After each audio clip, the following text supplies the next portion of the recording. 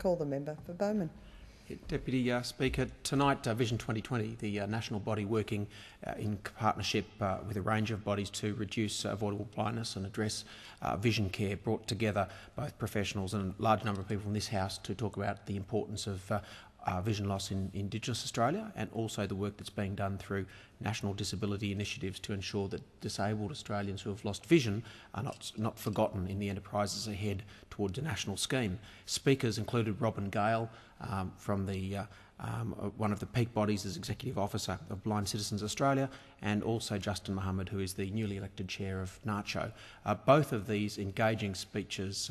reminded us just how important vision is as a component of combating both the lack of services in disability and also in finding a solution.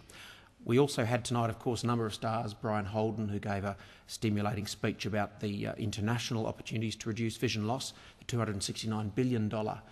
price that we pay around the globe for failing to address vision loss, 75% of which is avoidable, and that an adequate response to something as simple as correctable vision loss could cost as little as 10% of that price that we pay globally every year.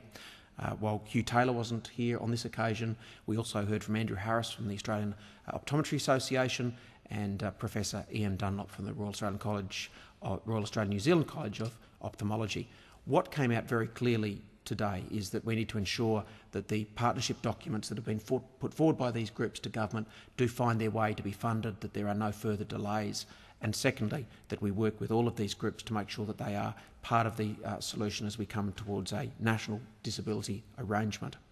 On another and even more urgent note, Deputy Speaker, we find that last Friday in an ABC PM article by Nicola Gage from Port Augusta's ABC, the Mai Wiru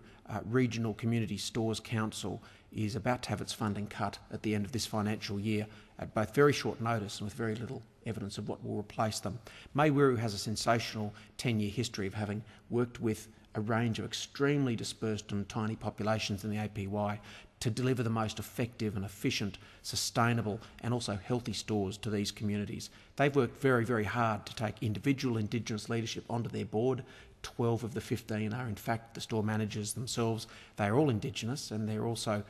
fully comprising that complement members of the NPY Women's Council, the APY Council and Nunapa Health. This group is one of the few success stories in probably one of those challenging parts of Indigenous policy in Australia, and it is a real shame that their funding is about to be cut for no other reason, it would appear, than there is no other way to get Outback Stores money into South Australia.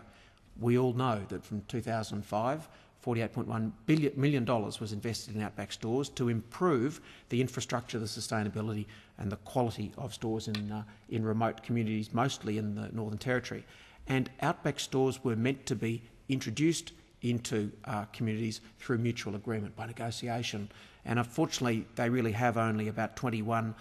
conversions in that respect out of the 100 potential community stores around the Northern Territory. That means obviously there's a lot of money that hasn't been spent, and most of it remains within the borders of Northern Territory. It's a problem of government's making that the second tranche of money, also under the same conditions, makes it impossible for those resources to be shared with other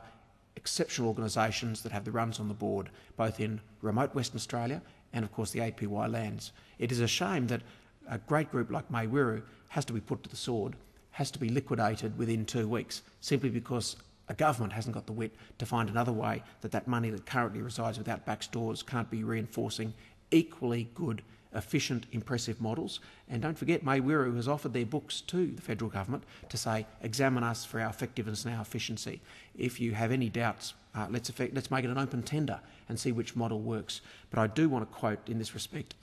Anangu senior man Frank Young, who says, "We live here, we eat our food from our shop, and we run it as Aboriginal people. We are proud of what we're doing to ourselves, and we don't want to sign up to the new model for the simple reason that if we join the government, it won't be us, it won't be our store." For those of us that live in urban Australia, we tend to forget that a community store in a remote place like the APY lands is an essential service. It's not only a focal point for the community to meet, it is something that absolutely sustains the community. For this part of Australia that has born from its own people the governance to run its stores, it's something that we must tamper with great caution, and I urge the government in the next 2 weeks have another look at the great achievements of Mai Wiru.